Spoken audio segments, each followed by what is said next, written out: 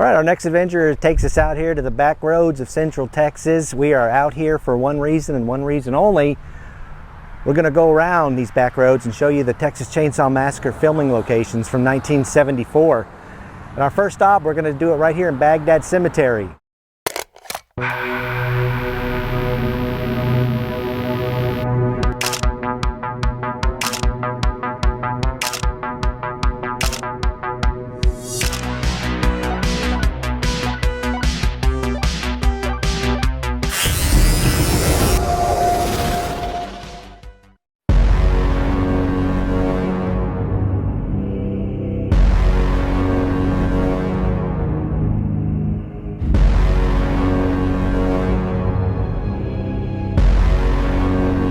The events of that day were to lead to the discovery of one of the most bizarre crimes in the annals of American history, the Texas Chainsaw Massacre. Before we enter inside the cemetery, I saw this little historical marker giving a little brief history of the cemetery itself, which opened back in 1857. You can kind of read the rest. Just pause the video if you like. It's not that long anyway, so.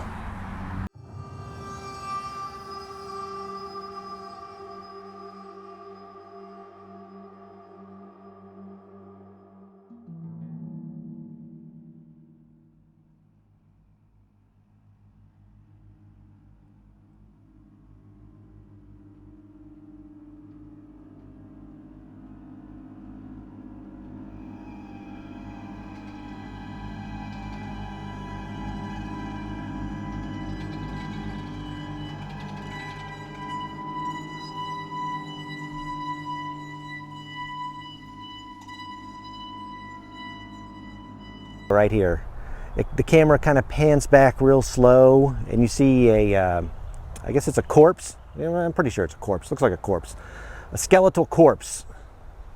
But anyway, you're going to see a corpse as the camera pans back, and he's kind of sitting right here in front of that tall column-like structure in the middle of your screen. In that little area, that little grassy area right in front of it, that's where he was sitting. The people behind the scenes created a fake headstone where that corpse sat upon. But yeah, it sat right in front of this marker right here in this little grassy area. Now, if you ever come this way, if you want to scout out some Texas Chainsaw Massacre locations yourself, I mean, this area is easy to find. You just look for this building right here, and it's on the corner of Pecan and Walnut, right here in Baghdad Cemetery. All right, so also right here in the beginning of the flick, you're going to see right behind this grave, if you notice, the grave right here says pickle. But it's one of those blink and you'll miss it kind of scenes. But right behind this grave, you see the camera pan across. You're going to see Sally and her friends driving in the green van coming up this way to the Baghdad Cemetery. They're here to check on the grave of Franklin and Sally's grandfather due to the reports of vandalism and grave robbing. So that's why they came here. But again, you're going to see them driving by, and that's not the same road you see behind this headstone marker right here. That's obviously a modern road. The road that they drive down used to be actually a lot closer, a little more inward. But you're going to see this headstone marker, and you're going to clearly see the words, or the word, pickle, as they're driving by. On the movie, this was a gas station. And in the movie, it was pretty dilapidated, and over the years, it became even more dilapidated, just sitting here basically rotting on the side of the road here at Bastrop. But hey, look at that. They even put the old, not the same exact sign, but duplicated it pretty well. Impressive. So yeah, they bought this place, restored it up for fans, and fans come here to migrate. It's more like a pilgrimage, like Wally World. They come out here, pay their respects, come out here and actually eat barbecue. They do serve it. We've eaten here before. It's delicious. And inside is actually a gift shop.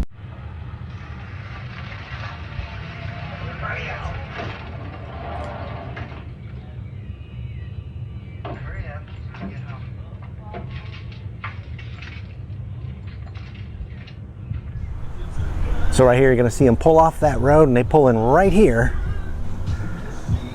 to where the asphalt's a little bit lighter than the other portion. There used to be gas tanks here, so, but that was just for the film. It's not here anymore.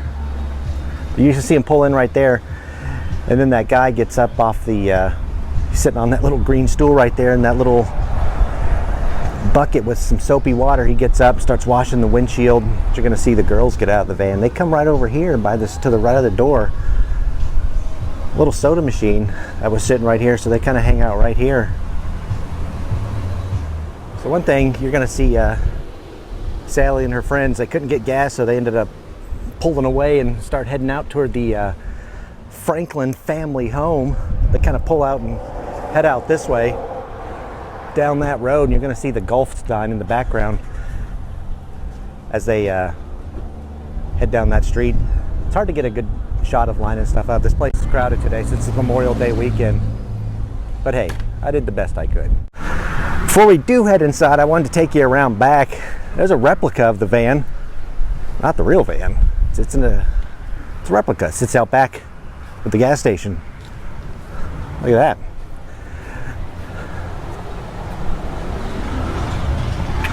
I don't know how good this is going to come across, but a little bit too much on the reflection side. Yeah. But you kind of get the idea. That's how it looked inside. Did a pretty good job recreating this van. And also here out back, if you're ever in the mood to stay on the grounds of the gas station, they have cabins. It's 4 of them to be exact. We did this, Elizabeth and I did this about 4 years ago. We stayed here. It's really nice. It's fun. We had a great time.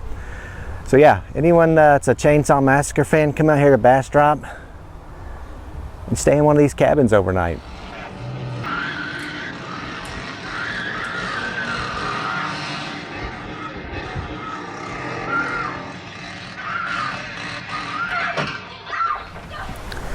So getting back to the movie itself, you're going to see later on, Sally is getting chased through these trees by Leatherface. This was after Leatherface already carved up Franklin. They're running through these trees. He's chasing her over here. He's chasing her along this route. Right down this way. He's chasing her right towards this gas station. She's running this way, yelling, screaming in her white bell-bottom pants. She's coming right through here, Leatherface in hot pursuit. She bangs on this door right here. Nobody home. So she runs right over this way. Bangs on this door right here. That's when the father opens it up, lets her in. Little did she know that was the night of horrors was about to begin.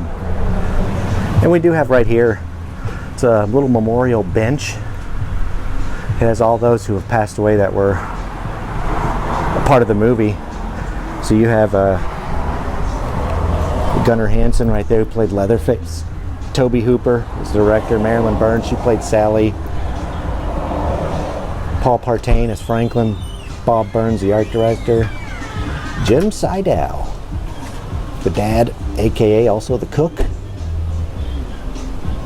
Robert Corton, the window washer. But yeah.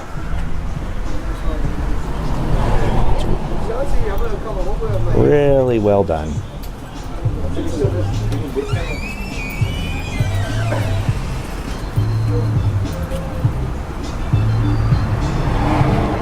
Also, look at this right out back. They have a replica of the old meat hook back at the Sawyer house. That's where they hung Pam on. Check this out. Even have a nice little bucket. All day we get some like. So now we're inside. Look at all this. I mean, We have meat and then this is great. kitchen, and then we also have one more other person. Plus it's air conditioning here, so that's always a benefit. Yeah, we have 4. We actually have all 4 of them booked tonight. I mean, inside it, it's not all Texas Chainsaw Massacre related. They have pretty much everything from came in earlier. all different horror movies. And they're a heavy metal band, and they're saying actually, they were like, this place is awesome. How much is it for a night? And they were 7. You do on receipt or no? Yeah. And this is where you can come in and also order your barbecue as well. Like I said, we ate here when we were here last time, and the barbecue's really good. Whether it's animal meat, human meat, who cares? Okay. I'm sorry. No problem. It's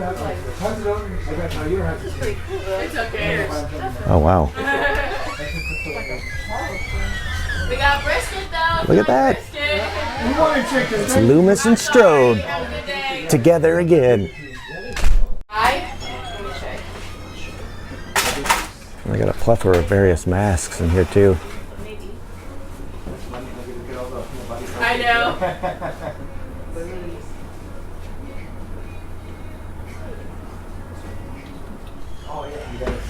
As I circle around, let's see if you can name some of these horror icons. If you don't know who they are, you shouldn't even be watching this video.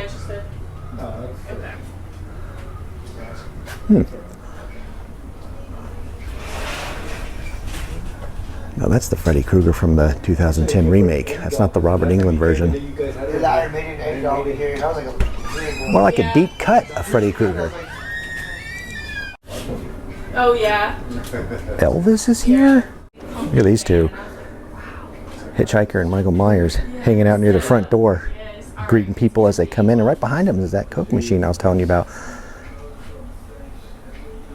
I don't think it's the same one. Highly doubt it, but it's a pretty good replica. Yeah. We're here for the same reason. Yeah. Yeah, look at that. All kinds of goodies in here. That's nice. They've got action figures. Yep.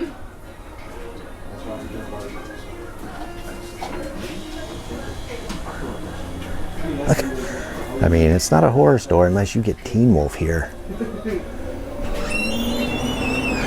If only they had Booth and Chubbs, Never mind. and the collection would be complete. Marty Feldman? Yeah, check it out. They have all these t-shirts you can buy up here. A lot of them all massacre related. Hey, look, there's Evil Dead though. Just kind of give you a little overview of what they offer. I like this one right here, the Chainsaw Massacre with the Japanese You want to order right now? All right. lettering on it. Really cool. Barbecue? Yummy. All right, what can I get you? It's gonna be $13.52. Yep, here's the menu if you want to come in here and get a bite to eat. Like I said, it's really good stuff. There's the address and website if you're interested.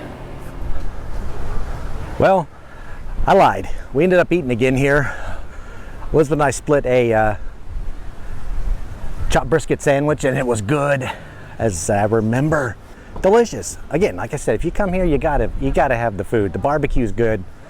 It's worth it. It's worth making the trek out here to Bastrop, even if you're not a Texas Chainsaw Massacre fan. Come on out. The hospitality alone is worth the drive. So yeah, we're leaving here, gas station, we're out of here, headed to our next destination.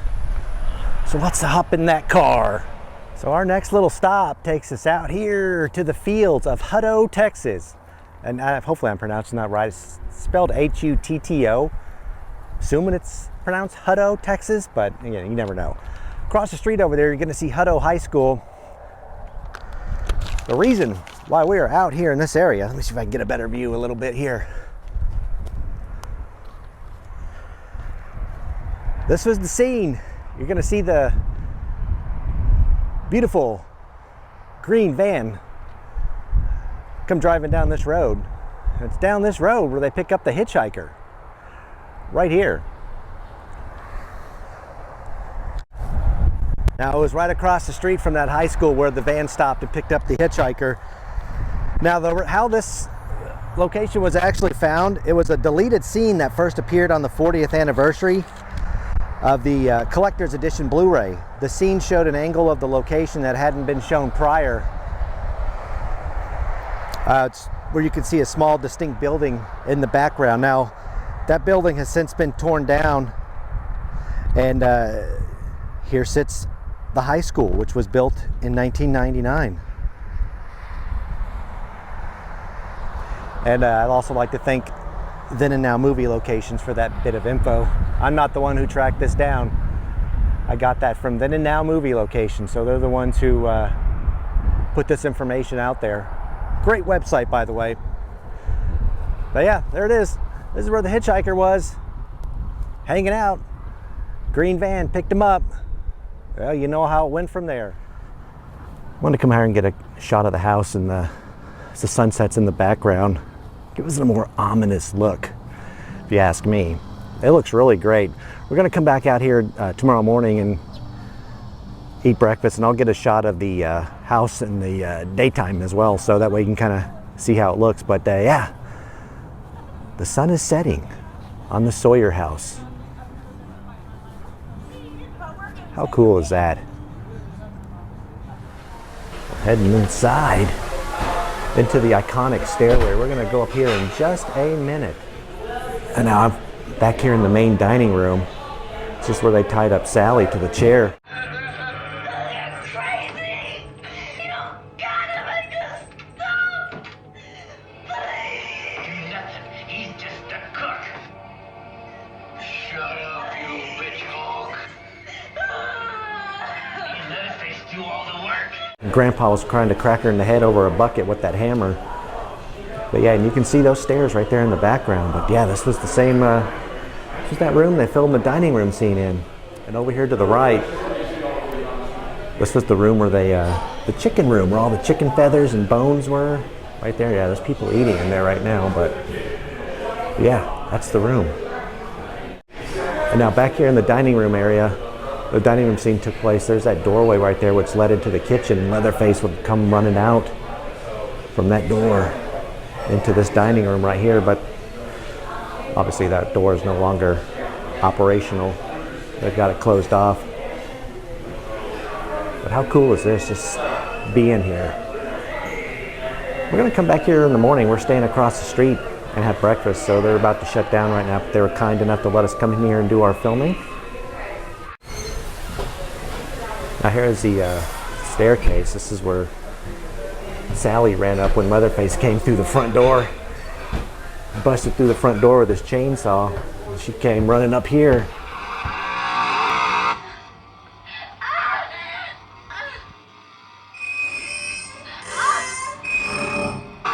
When Sally made her way up here to the second level, she ran into this area right here, and you look, it's a little dark, so I apologize. There's nobody up here, but all the walls, everything is still has the same angle and everything. But yeah, she ran this way, and when she came over here, she saw Grandpa in the corner, and look who still resides here. Grandpa. He sits waiting patiently for Sally to return. And I'll tell you, this place really embraces the whole chainsaw history. I mean, how can you not? I mean, a lot of people come here. It's like a pilgrimage. So here's some, have them hanging upstairs. Hopefully you can see this very well. The light's kind of not the best, but they got some pictures from the movie hanging up on the wall. Right here, see, there's the stairway we just came up, and there's that facade that Leatherface would come out of with that steel door that he'd slam shut with that red background.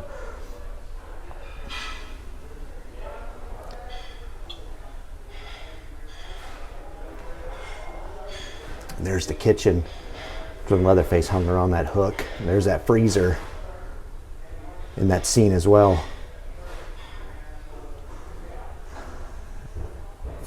There's the hitchhiker.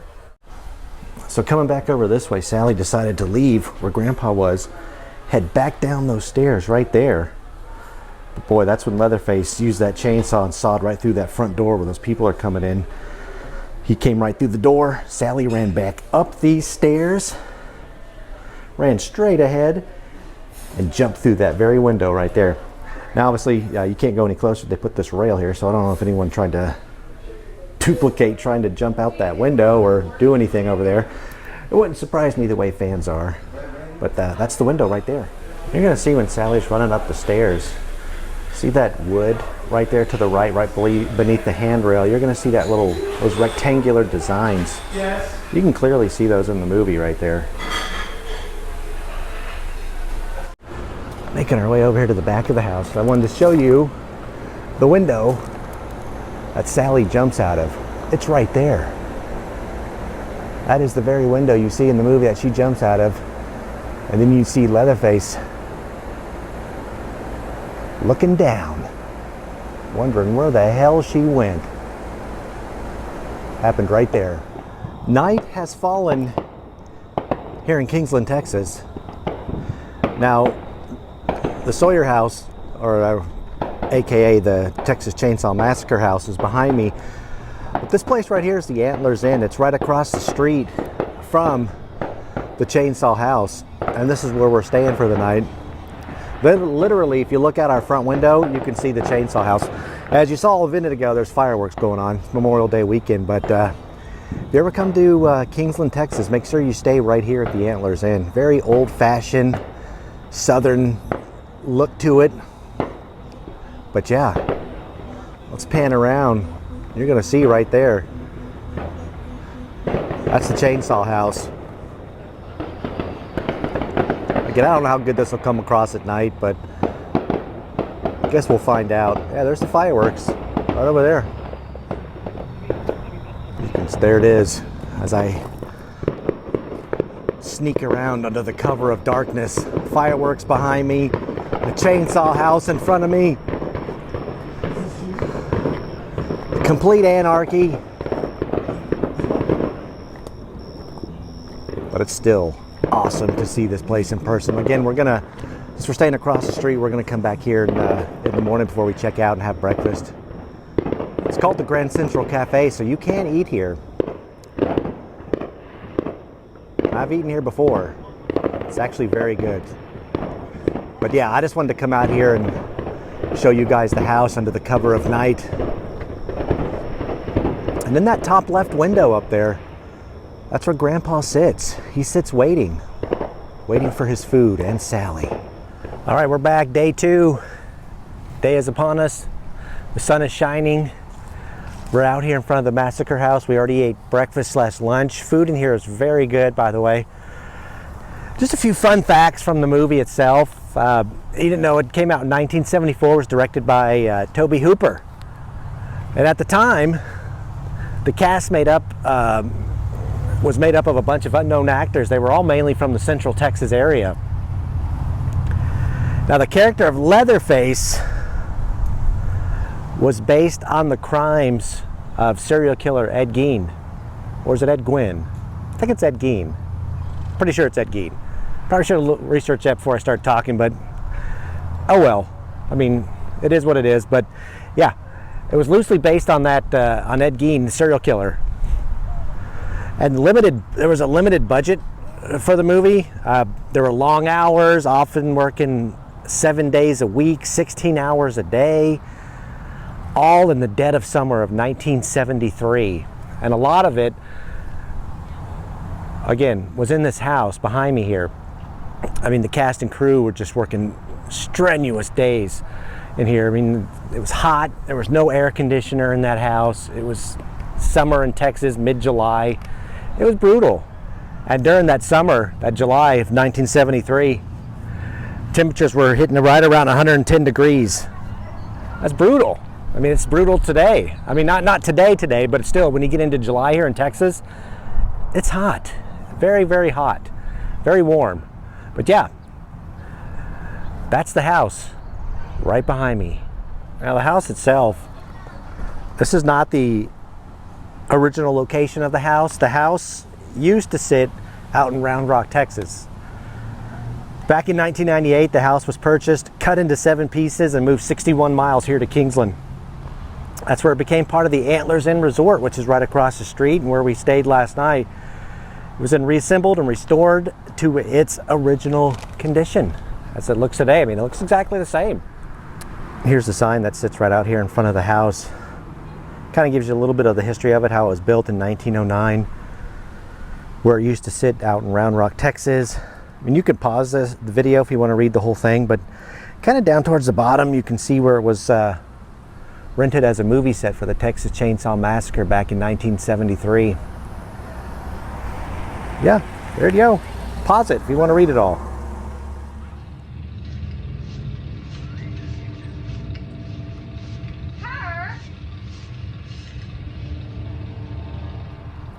Now you're going to see, there was a shot of Pam. She was sitting in a little swing. She decides to get up to go look for Kirk, who was already clobbered to death by Leatherface when he went in the house. But she gets up and starts walking this way towards the home. Right up through here. Again, these steps weren't part of the movie. But she walked right up through here, went in that door.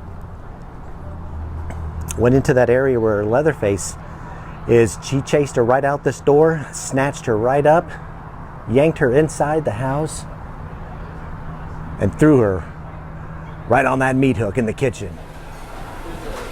So inside the house, this is where Kurt comes in.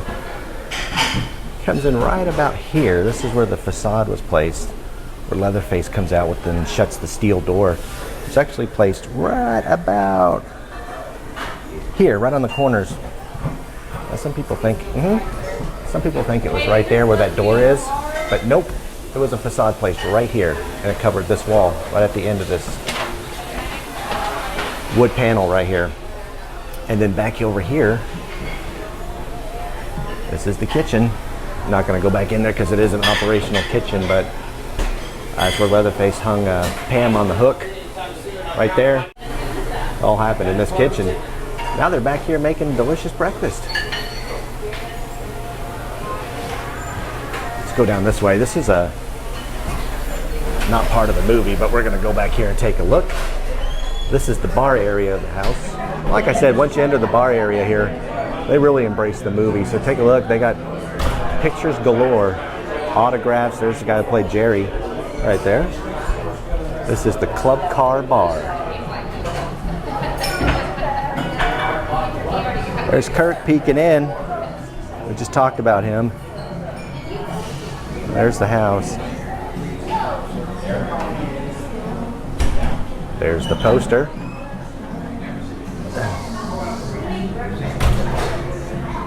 There's Pam. It's Gunnar Hansen, who played Leatherface. It's a little bit of a glare, but yeah, that's hard to see. But there's the facade I was talking about with the steel door. There is Leather. Some behind the scenes photos. Marilyn Burns, who played Sally.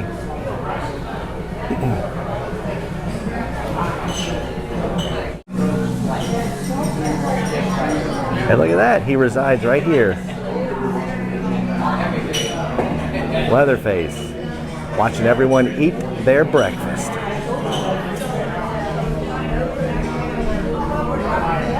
Right back here in the back corner, they have some merchandise too you can buy.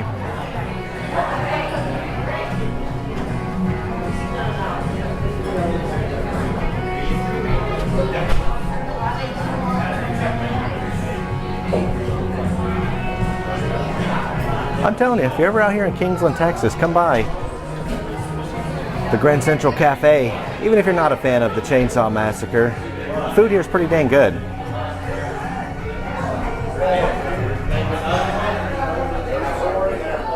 All right, folks, we've made our way to our final destination. What a chore it was. We're out here in Round Rock, Texas. It looks like we're out in the middle of nowhere, but over to the right's a major highway, and over to the left is an apartment complex. But this road right here is known as Quick Hill Road. Now, right here is where the original Texas Chainsaw House used to be. This is the same road where the truck driver comes out, runs over the hitchhiker, throws the monkey wrench at Leatherface. It all happened right here. There's still some remnants of the concrete road left, but not much. And there is a sign out front of this that does say for sale. So eventually this is all going to be gone.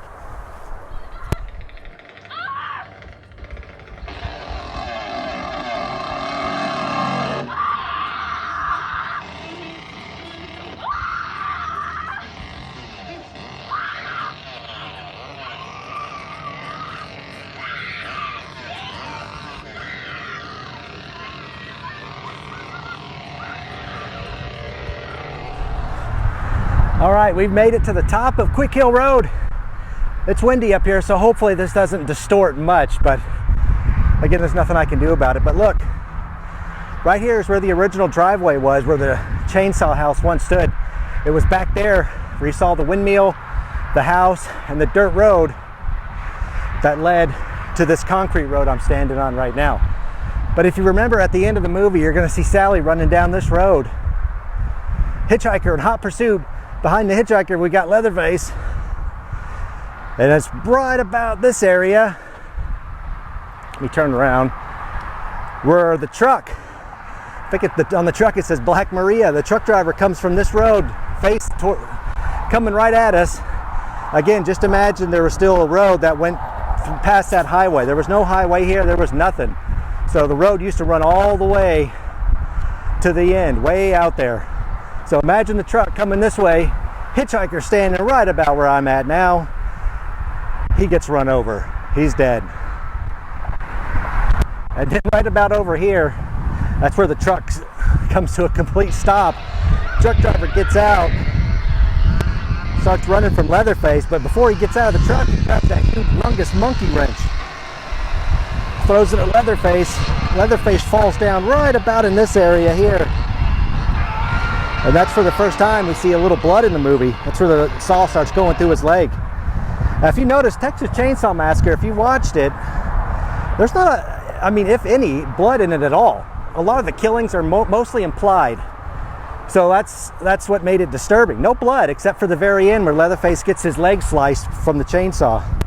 That happened right about this area. From this area, that pickup truck comes flying down this road, comes around here, does a U-turn. Sally jumps in the back. It takes off back the way we were just looking at, back that way. Sally's in the back yelling, laughing.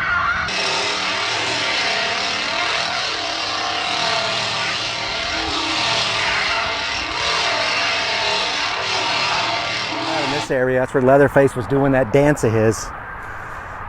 He was facing west, or the camera was facing west, because the sun was setting in the background. So he was facing this way as he did his little maniacal chainsaw dance.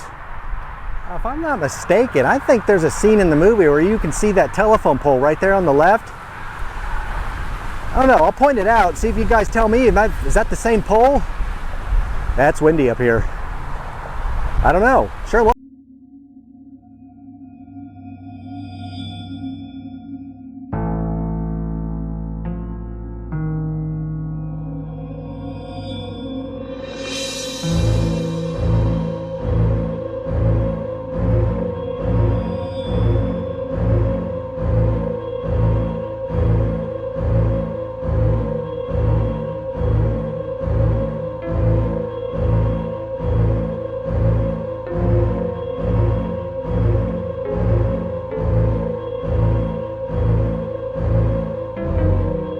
If you enjoyed our adventure, and if you're ever out here at night, and if it happens to be quiet, and you hear the sound of a chainsaw,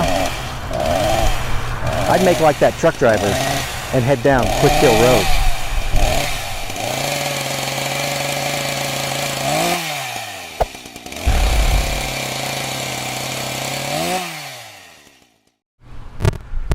So also in the beginning of the movie right here,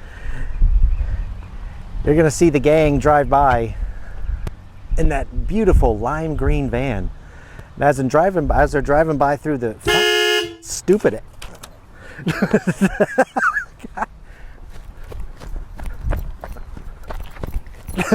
damn it.